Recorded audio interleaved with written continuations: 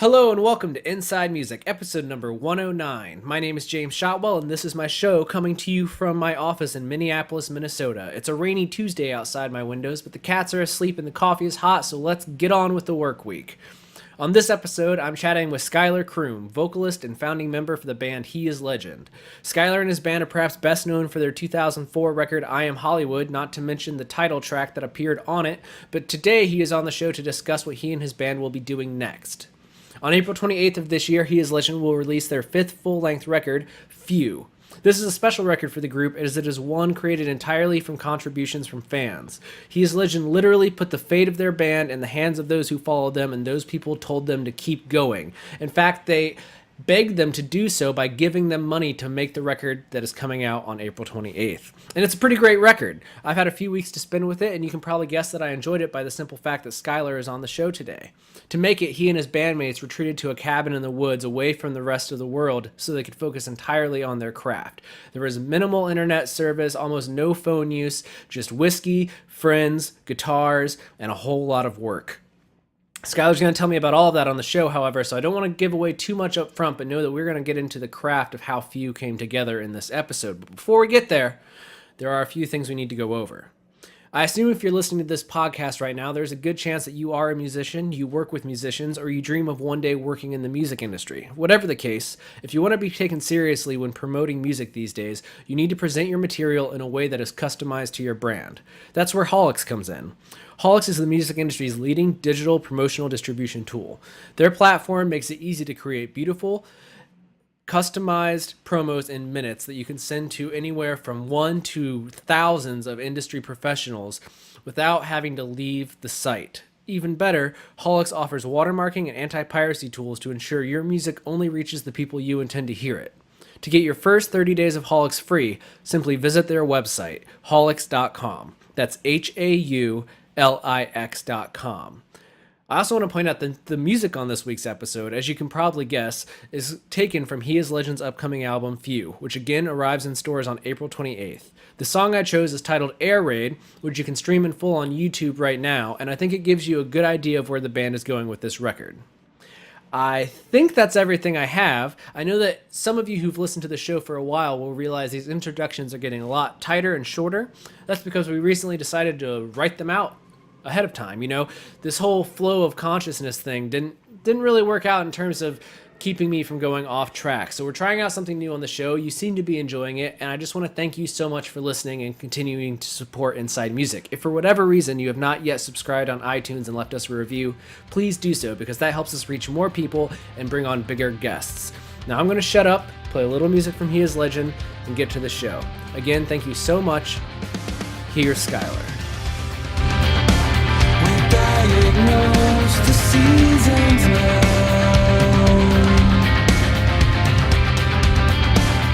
How can you deny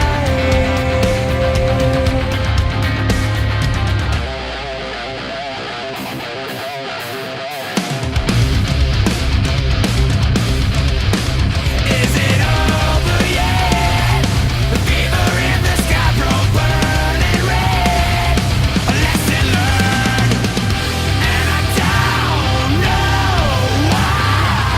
She is out of breath at the door of death. It's clandestine, but she hides it. Yeah. A bunch of days, no days off, overnight drives, all that good jazz. Oh yeah, the best part of being in a band, right? Absolutely. I'm good friends with the venue you guys played in Grand Rapids, Michigan. They told me that show was crazy. Yeah, it was. It was great. Small I room. liked Michigan a lot. Yeah. Yeah. Small room. Small room. So how are fans, I guess let's start right there. How are fans reacting to the new material? They're loving it. It's going really well. And we're stoked. You know, it's kind of a hands-on effort having the fans kind of take charge of this album cycle. So I feel like they feel a little more involved, and we're grateful for it. And yeah, the songs we've been jamming live have been coming across really well, and people are eager to hear more. So we're stoked about it. Yeah, I was gonna ask about that. How many songs are you bringing out on this tour? New songs, I mean. We've been this was Norma Jean's headlining tour, so we kind of just we cycled off playing the 2 singles that we've released already. But mainly Sand has been going over really well. It's short and sweet. Kids know the words already, so that's kind of awesome. Yeah, it's been working out really well. So I was. Go ahead. Go ahead. No, go ahead. No, I mean we'll probably drop a few more, maybe pull out some stuff people haven't heard, but we're kind of trying to hold back until the record's actually out. People know the words, you know. What 2 songs have you guys put out now? Sand and what's the other?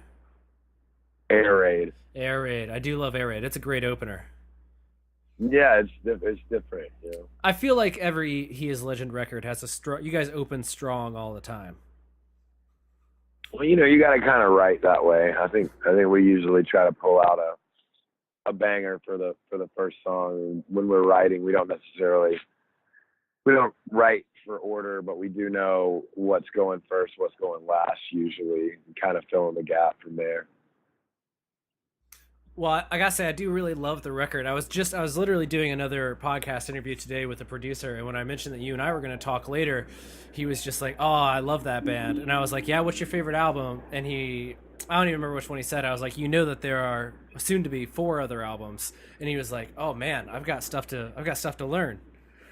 Yeah, that seems to be the token answer there. How do you feel about that? A lot of people missed a lot. Well, you know, I mean, I Am Hollywood's an iconic record, I assume, from its age and whatnot, and how many people got into it. But I don't know if enough people did their homework and know that there are more albums. I kind of I did an interview earlier today with a French radio station, and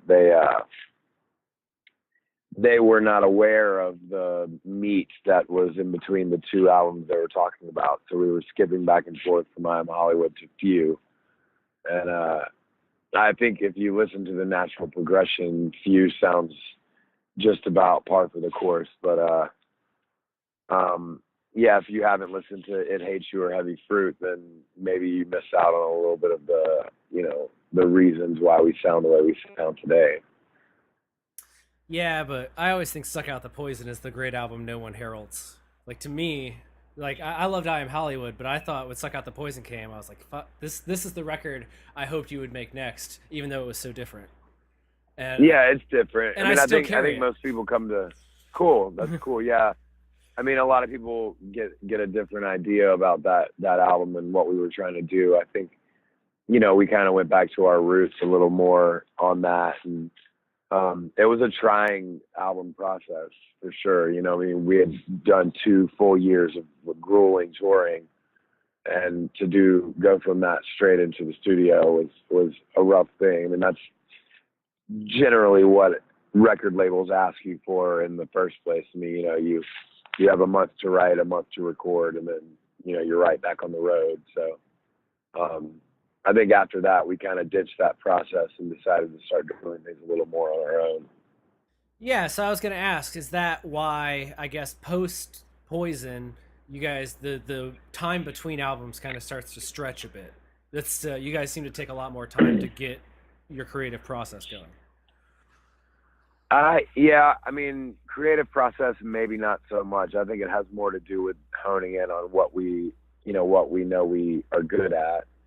At first, you know, with I Am Hollywood and Suck Out the Poison, we were on a label that had their own way of doing things. So when they would ask us to jump, you know, we'd say how high. And after that, going with Tragic Hero, we had a little more creative freedom. After It Hates You, we took some time off just to focus on ourselves, our families, and to really, you know, come out of our shell as far as, you know, dodging the whole scene of what was going on in music at the time.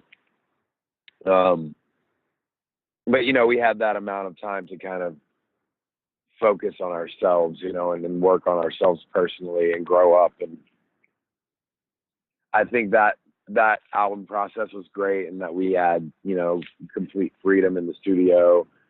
Same with Heavy Fruit. We had a lot of, you know, time to work on what we do best. And I think that's, you know, what made Few come to fruition, was asking our fans for the help we needed, you know, which ultimately gave us complete creative control and allowed us the time to take our time and be meticulous and craft these songs to that we heard them in our heads. But every album, I'd say we've done that since Suck Out the Poison. We've really taken our time to be at home in the studio, writing in our rehearsal space, and getting the album fleshed out just the way we want it, you know, the way we'd like for it to sound. So therefore, when we go into the studio, we know what we're looking for. We know how long it's going to take, essentially, and we can just work from there. So that's the way we've worked since day one, pretty much. And with only little changes after Suck Out the Poison, being that we could take our time a little more and focus on what we do best, you know, and that is studio work and getting things solid and sounding great and ready for the road. Yeah, I want to talk about the creation of this record, because I've interviewed a few bands that have done this similar idea of, like, let's get away from everything and lock ourselves in a cabin and let's kind of go back to the bare basics of being a band and figuring this out. And I'm always curious, A, what sparks that idea, and then I guess in your case, what came first? Or we're going to ask our fans to help us make this record, or the idea that you're going to go off into the woods and make a record? Well, there's a misconception there. I'm not sure how that rumor got started, but the process was that we did an all or nothing campaign where we asked our fans to help us fund this new record. That was the only thing we had on the plate. I mean, we had music. We knew we were going to record that music. We just didn't know how we were going to go about doing it, other than the fact that we were going to record in the same studio that we always record in. The cabin was mainly a haven for us. We recorded in Carborough, where we recorded It Hates You and Heavy Fruit, which is still fairly isolated, and it's on a little horse ranch tucked away in the woods. The cabin was about 30 miles deeper into said woods, but it was just where we laid our heads at night and, you know, kind of recharged our batteries, and then we would travel back into Carborough and into the studio. But the isolation was important, and that was one thing that we kind of agreed upon at the beginning. But mainly we had no idea if we were even going to be able to do any of that. We left it up to the fans. We really took the opportunity to have an all or nothing campaign, whereas if we didn't reach our goal, we would get no money. So when we went over our goal, we were elated and very humbled that our following has gotten, you know, has been so supportive since day one. But, you know, we always thought that we had this cult following. However, you never know, and it never rears its head. You never give it an opportunity to come together as one big chunk of people, you know. So this showed that, and then we, you know, our just the humility that comes from that, you know, and looking at your fans as a whole and noticing that everyone got behind it and really stuck their neck out for us to do this. It put a new spin on things. It gave us an idea of, you know, how many people we had to really work for. And I think a lot of really beautiful, magical things happened due to that, and due to the fact that we were given this freedom to write this record in this way. The cabin really came through on my end as far as like some inspiration for lyrical content and whatnot, things that I've changed after the fact, and just my mindset in the winter time in the cabin, like keeping a wood burning stove going. You know, we were all there, you know, sipping whiskey and sitting around just kind of reflecting with no cell phone service, and, you know, just a box of horror movies. And it was nice, you know, it was was a nice thing to do, I would do it again for sure. But I mean, there were times when it was ugly. There were times when it was beautiful. It was just, it was interesting to just be that far out, that far away. And I'm sure bands do that for that reason, to isolate yourself from bars and women and, like people, and having mundane conversation after a day of tracking. It can get tiresome. It can get grueling. And I think that it was easier for us to just have a place to decompress deep in the sticks, to kind of sit around a fire and reflect on why we do what we do, why we're given the opportunity to make rock music like this. Yeah, I'm always curious when you do these when bands do these all or nothing campaigns, especially like in your case, as you said, you guys are a band that I'm the same way. I always kind of consider you're like a cult favorite act, but it being a cultish nature, you don't know if it's actually there or if it's kind of in your head or if you're just misreading how your fans interact with you. So when you saw you didn't only hit your goal, you surpassed it. Like, what was that like for you, especially having all the ups and downs that the band has had and you've been through so much? Like, what's it like to see that kind of response come in? Well, that's essentially the definition of the word cult, I guess. It's just, shrouded knowledge or shrouded information.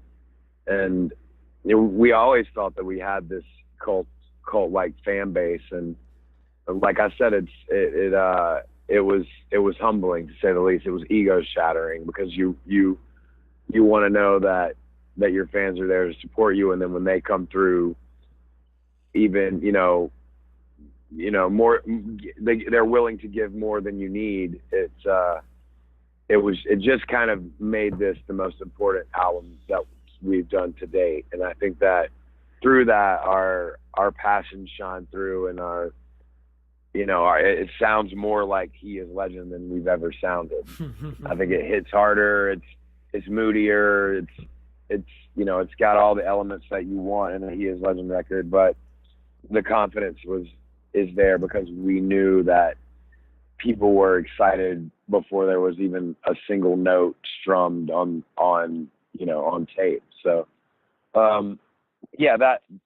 that really speaks to the loyalty of our fans, and it gave us an opportunity to say thank you and to really just be their band and work for them for this. And I'm, we're all very humbled and honored that happened, and it's showing in these shows. The kids are coming out, they're excited to speak about it, and we are too.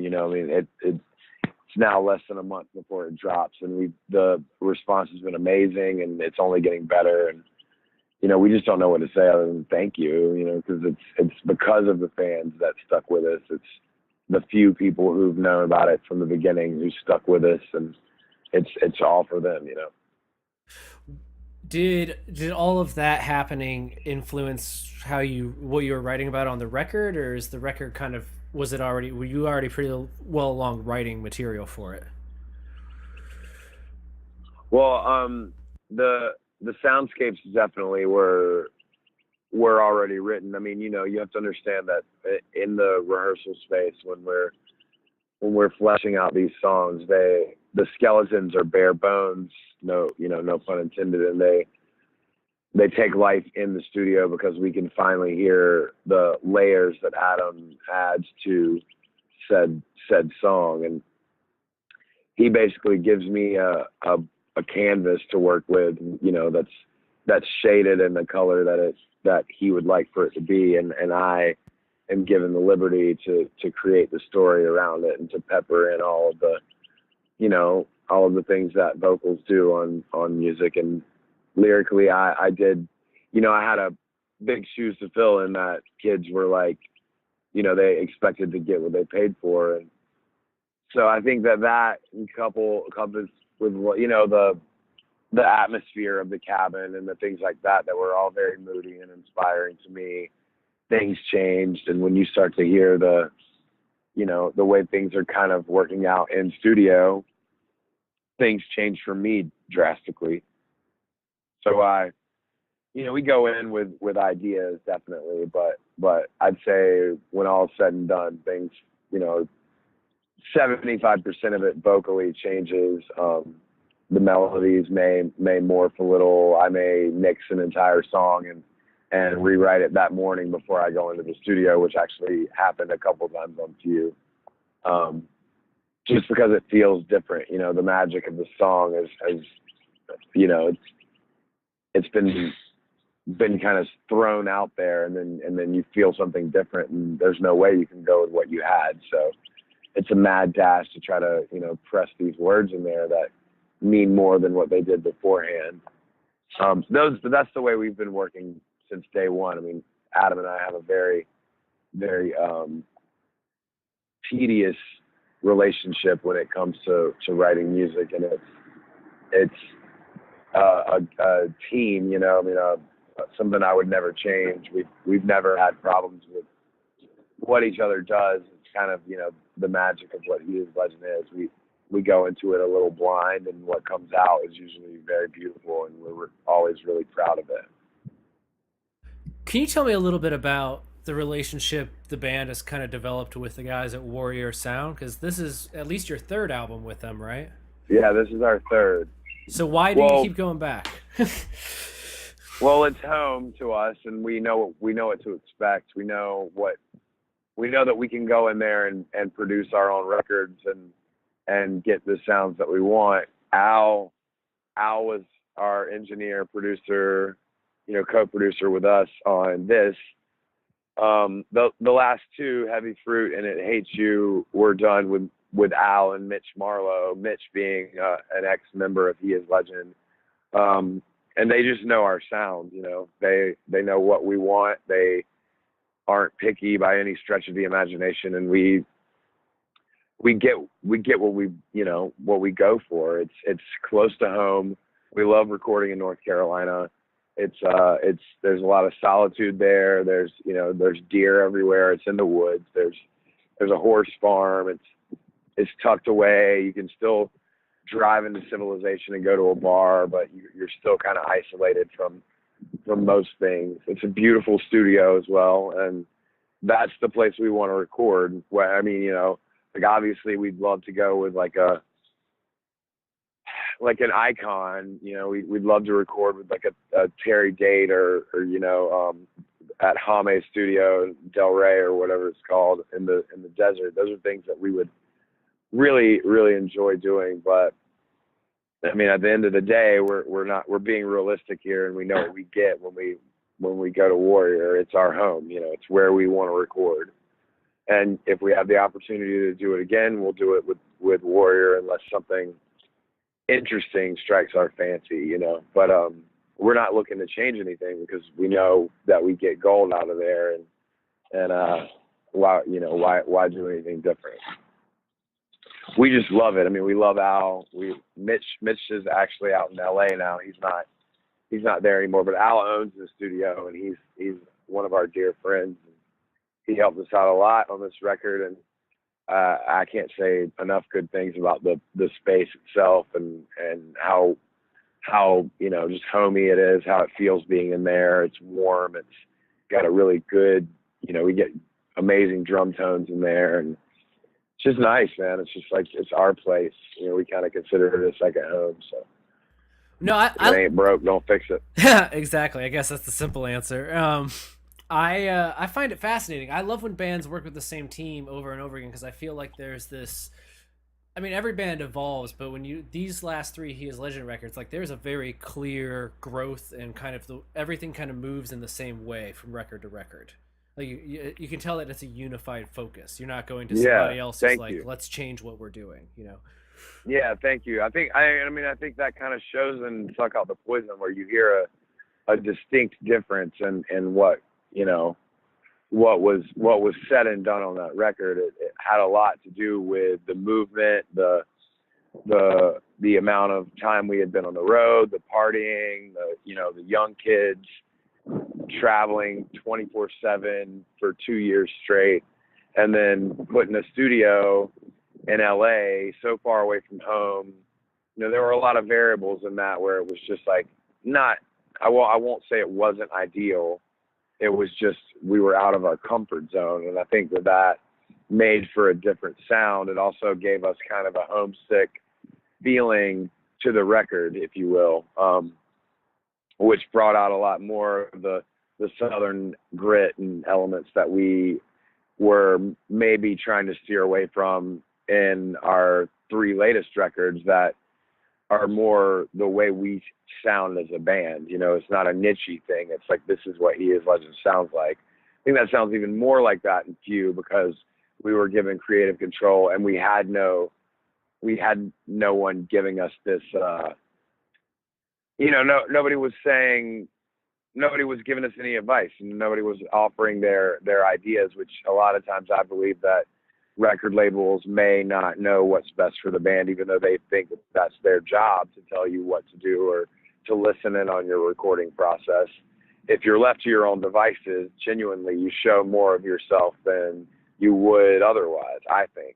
And I know that happened on Few. I know that we were put to the test by our own volition, and what came out of it seems to be, I think, a solid sound, like He Is Legend sound. It sounds more like us than we've ever sounded before, and we're hitting harder, we're playing heavier, we're rocking harder, our energy level is higher than it's ever been.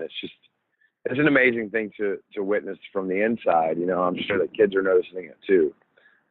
But yeah, it's that honing in of the sound of He Is Legend has been a long time coming. I think it started with It Hates You, and just a bit of the anger that we felt for being pigeonholed and being put in the wrong places just because people weren't listening. So we kind of, it's like that scene in Seven where he's like, sometimes you can't get people's attention by simply saying, hey, you got to hit them in the face with a hammer, and then you've got their undivided attention. And I think that's our real test of time has been that we sound the way we sound because we're good at what we do, and we do it together, and we trust each other in studio. And what comes out of that is this sound that can't be duplicated by anyone else. I would say. Yeah, I don't know. It's hard for me to imagine another scenario where you guys get to the point where you're releasing a song like Gold Dust without being entirely in control, because that song is like a bold step forward for you, or maybe it's just a step to the side, but it's I think you're right. It's something special. Well, that's one of the things that I like to. Sorry, I'm trying to keep the cigarette lit in the fucking windstorm here.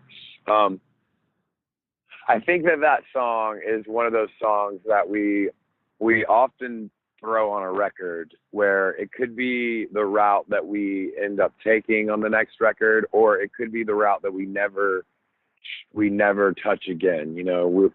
We'll have certain songs that'll come through, like, I'm trying to think of songs like on other records that I'm drawing blanks on names now. But I mean, some songs we'll write something and we'll play it on record and we'll never play it live.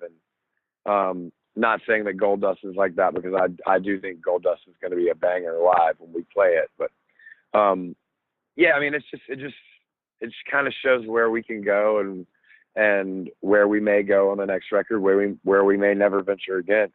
Those are important things, I think, for us.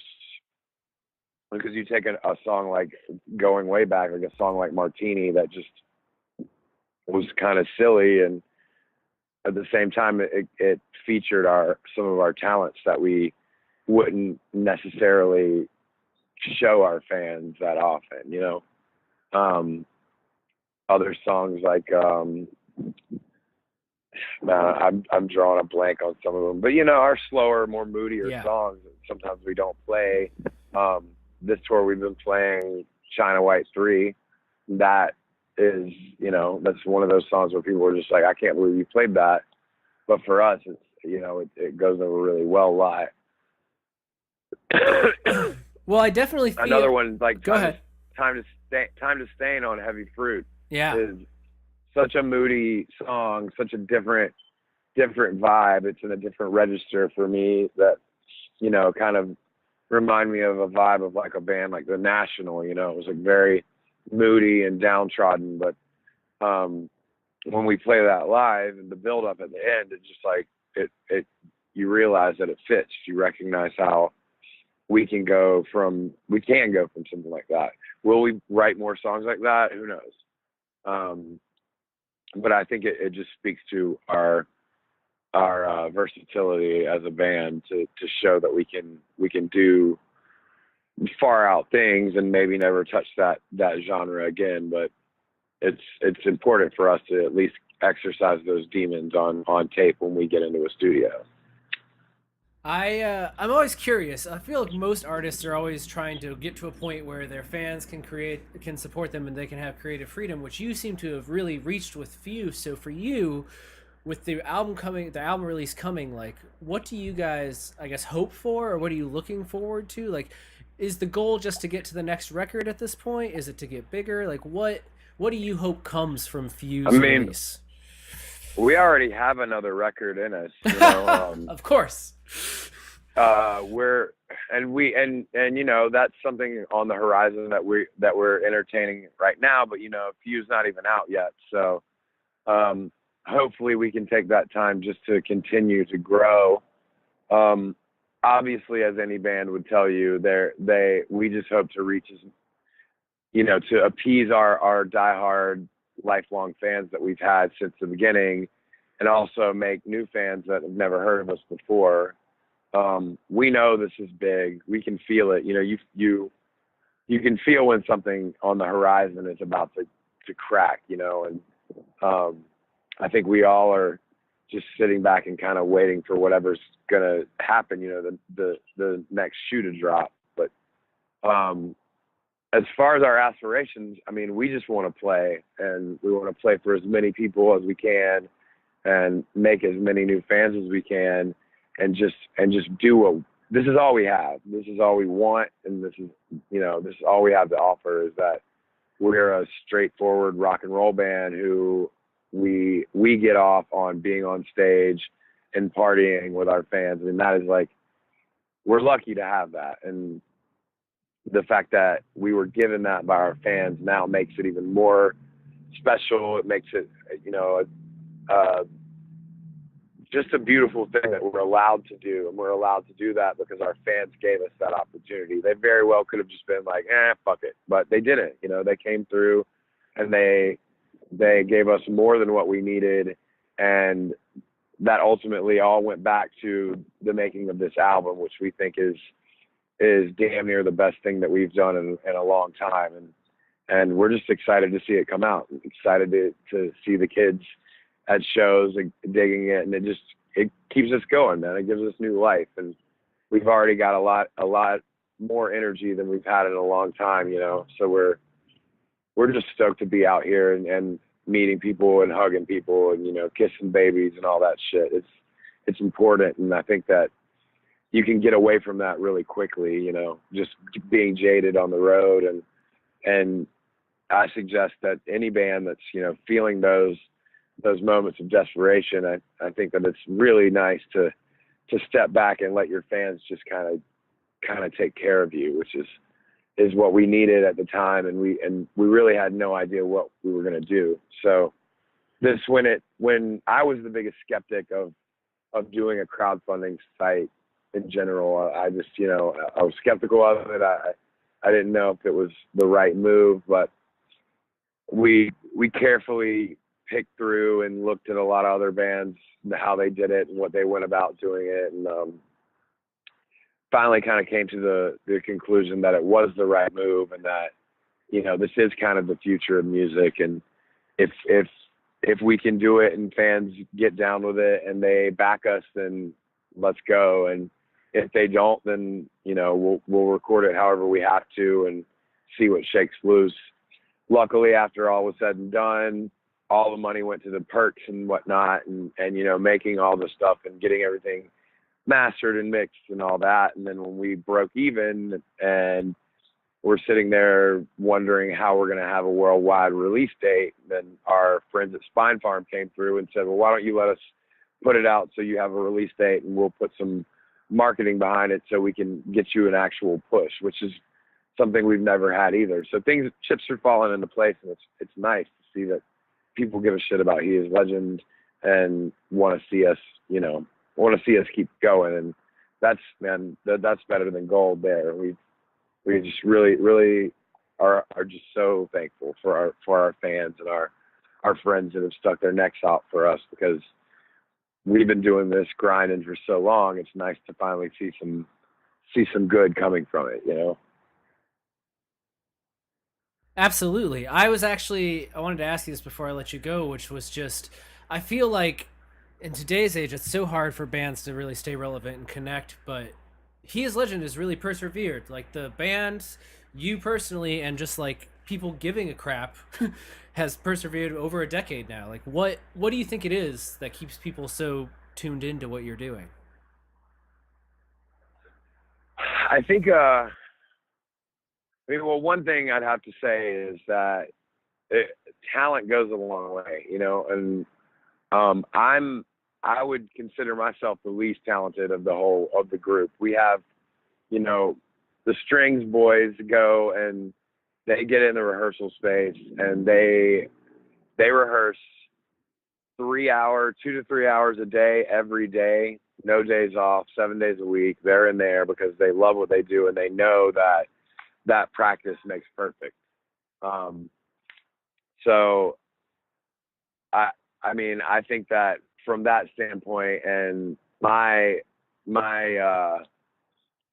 just the entertainment, the energy that we bring on stage is something that people may or may not know about. And I think that now that people are seeing that and fans are talking, and it is this window of opportunity with this new record that's happened each cycle,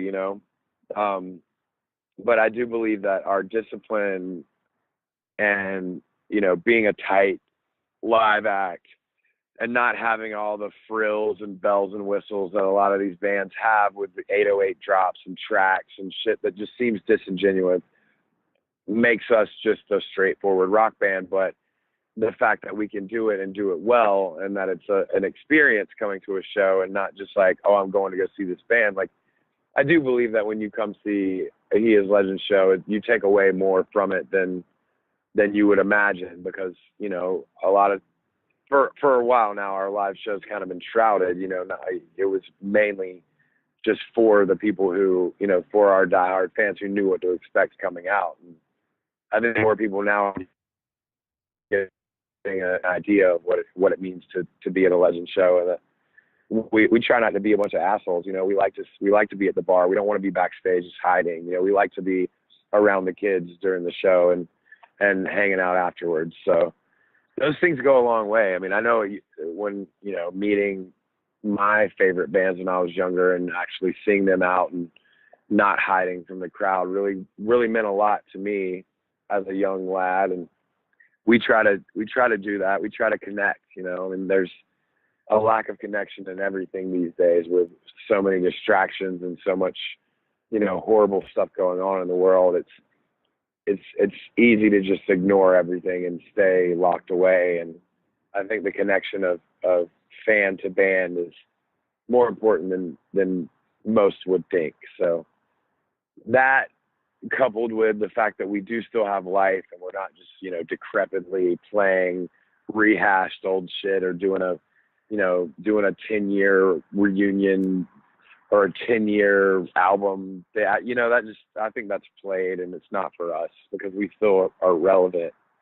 And we're still making good music. So I think that's why it stays, it sticks to your ribs, I guess, because we're still coming out with stuff, and we still have a lot of life and a lot of things to offer. So, I mean, if I had to guess, I would say that has a lot to do with it, and the fact that we do like to connect to our fans, and those people, that goes a long way with people, and those people are more willing to tell their friends to come and bring the party and want to hang out and, meet us and, grill out in the parking lot before the show. Those are things that we like doing. We like connecting that way, and it's more important to us to make a connection than to just say, all right, cool, we'll see you later. I mean, I know for me, it really dug into my soul when I was younger. So I'd love to see that continue, and maybe that kid that comes to our show and sees that in us goes on to do something great and realizes the impact that has on their fans when they're older and rocking for over a decade, you know? Absolutely, man. And I couldn't have said it better myself. I do think that what you are doing, especially with Few, like, you're still making really interesting records that tend to be a lot different than what you've done before. So there's still an evolution happening that's kind of exciting. That's exciting to watch. Right.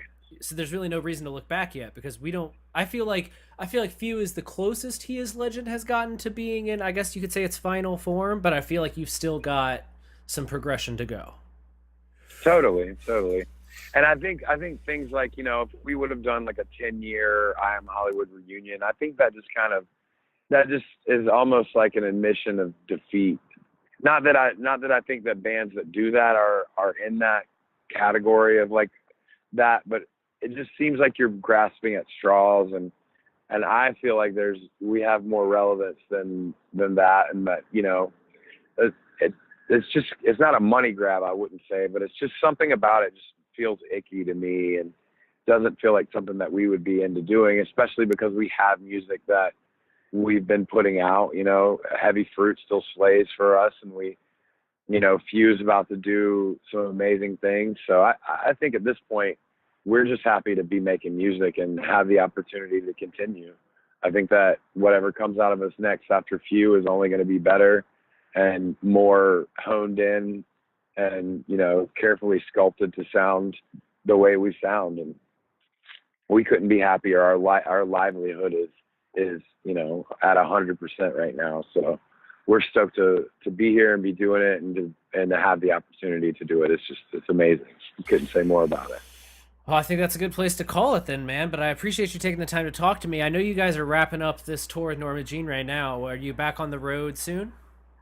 Yeah, we ended the tour with Norma Jean in Grand Rapids. Oh, okay. We've just been doing headlining dates to get home. But yeah, we're in Johnson City, Tennessee tonight, and then tomorrow we're in Columbia, and then we're home for a few weeks before we head to Europe.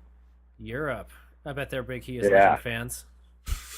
Yeah, we do well over there, man. I mean, it's we're kind of a commodity, just being Southern boys thrashing around in the overseas. So it's nice. We get there the day the record drops, so we'll see what shakes loose. All right, man. Well, I hope when you guys get to Minneapolis next time, I can see the show live. But until then, I wish you the best. You know it. You know it. Thanks, James. No problem, man. Have a great day. You too. I come down.